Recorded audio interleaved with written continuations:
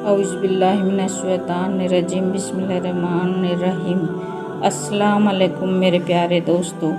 पिछले पोस्ट में हमने देखा नबी सल्लल्लाहु अलैहि वसल्लम की आमद पर मक्का में भूतों का मुंह के बल गिर जाना, अबरस नाम के काहिन की तरफ से मक्का में तमाम भूतों के रुसवा होने की खबर देना और इससे बचने के लिए एक लड़की की कुर्बानी मांगना।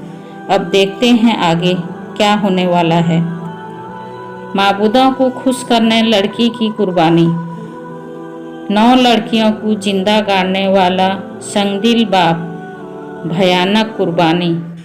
माबूदों को खुश करने लड़की की कुर्बानी।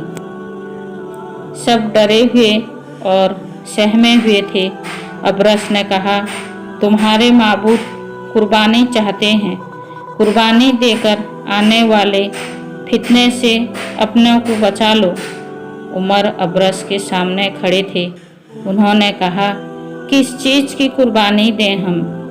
अबरस ने कहा, इसका जवाब भी खोपड़ी देगी। लोगों की निगाहें फिर खोपड़ी की तरफ उठ गई। उन्होंने देखा कि यकायक मोटे लफ्ज़ों में लिखा हुआ नजर आया, एक 10 साल की खूबसूरत लड़की। सब ये देखकर ताज्जुब में पड़ गए। अबरस ने खोपड़ी को बोसा दिया और आम लोगों को खिताब करके कहा, मेरे इल्म ने मुझे ये बताया है कि वो आदमी अपनी लड़की को कुर्बानी करे जो पहले अपनी 9 लड़कियों को जिंदा गाड़ चुका हो। अरबों में लड़कियों को जिंदा गाड़ देने की रस्म आम थी। संगदिल और बेदर्द बाप अपनी मासूम बच्चियों को जिंदा गाड़ देते थे और इस पर बड़ा घमंड करते थे। अक्सर लड़कियां तो पैदा होते ही कत्ल कर डाली जाती या जिंदा दफन कर दी जाती, पर कभी कभी ऐसा भी होता कि जब लड़की बड़ी हो जाती, मीठी बातें करने लगती, तो वो दर्द बाप पहले गड्ढा खोद आता और फिर लड़की को अच्छे कपड़े और जेवर पहनाकर बस्ती से बाहर ले जाता। उसको गड्ढे के किनारे पर खड़ा करके धक्का दे देता। लड़की चीखती चिल्लाती खुशामदें करती, पर जालिम बाप उसकी आवाज़ पर तानिक भी ध्यान न देता, बल्कि ऊपर से ढेले मार मार कर मिट्टी डाल देता और इस तरह अपने कलेजे को जिंदा गाड़ देता और वापस लौट आता और इस संगदिल रस्म पर बड़ा घमंड करता। 9 लड़कियों को जिंदा गाड़ने वाला अबरस की बात सुनकर एक अधेड़ उम्र का आदमी बोला, आज मैं पूरे फक्र से कहता हूँ कि मैं अपनी 9 लड़कियों को जिंदा गाड़ चुका हूँ। खुशकिस्मती से मेरी 10वीं लड़की मौजूद है। उसकी उम्र परसों 10 साल की हो जाएगी, तब उसे दफन कर दूंगा। क्या वो लड़की कुर्बानी के लिए मुनासिब है? अबरस ने उस उद्बुद्दू को देखकर कहा, कैस, तुम वाकई खुशकिस्मत हो कि अपनी 10 साल की बेटी को जिंदा दफन करके अपने माबूदों को खुश कर लोगे और तुम्हारे इस कारनामे पर दुनिया रश्क करेगी। कैस बिन आसिम का बनी तमीम कबीले से ताल्लुक़ था। वो बड़ा संगदिल था। अपनी 9 लड़कियों को जिंदा गाड़ देने के बावजूद वो 10वीं लड़की को जिंदा गाड़ देने पर तैयार हो गया था। उसने सीना फुलाकर कहा, परसों मैं अपने लड़की को गाड़ दूंगा। बस्ती के बाहर लोग जमा हो जाएं। इस कुर्बानी के बाद कोई डर बाकी ना रहेगा। ये सुनकर लोगों को तसल्ली हुई। जिस ज़माने का जिक्र हम कर रहे हैं दोस्तों, उस ज़माने में अरब के कोने कोने में बुत परस्ती का चलन था। हर गांव और कस्बे में बुत खाने थे। बुतों की पूजा ज़ोर शोर से होती थी। बहुतों ने तो ऊँट की खालों के बूत खाने बना रखे थे। जहाँ जाते इन बूत खानों को साथ ले जाते और बुतों की पूजा करते। कैस बिन आसिम बड़ा खुश था। खुशी की वजह ये थी कि बैतुल हराम की भारी भीड़ में एक आदमी भी ऐसा ना निकला जिसने अपनी 9 लड़कियों को जिंदा दफन किया हो। अब हर आदमी उसे इज्जत की निगाहों से देखने पर मजबूर है। खुशी से फूला हुआ वो मकान पर पहुंचा। मकान पर पहुंचते ही उसकी 10 साला लड़की उससे मिलने लपकी। उसने अपने छोटे छोटे नाजुक हाथ फैलाते हुए कहा, अच्छे अब्बा, तुम आ गए, मैं तो तुम्हारा इंतज़ार कर रही थी। बाप की मोहब्बत गालिब आ गई। उसने लड़की को गोद में उठा लिया, उससे प्यार किया।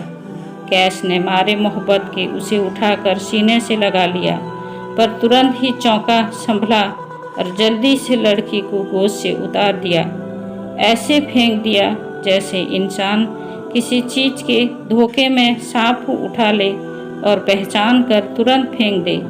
लड़की गिरते गिरते संभली। उसने अपने बाप को देखा और प्यार भरे लहजे में पूछा, क्या आप मुझसे खफा हो गए? खफा ना हो, आप और अम्मी के अलावा मेरे इस दुनिया में है कौन? कैस की आँखों से रहम और मुरब्बत के बजाय जंगली चमक पैदा हो गई थी। उसने कड़क कर कहा, ए लड़की, क्या तुम भोली भाली बातों से मेरे दिल को मोम बनाना चाहती हो? नहीं, मैं मोम नहीं बन सकता। चली जा, जा, मेरे सामने से दूर हो जा। मासूम लड़की बाप के कड़े तेवर देखकर डर गई और बाप से लिपट गई। कैस ने उसका हाथ पकड़कर झटक दिया और उसे तेज और गुस्सा भरी हुई नज़रों से घूरने लगा।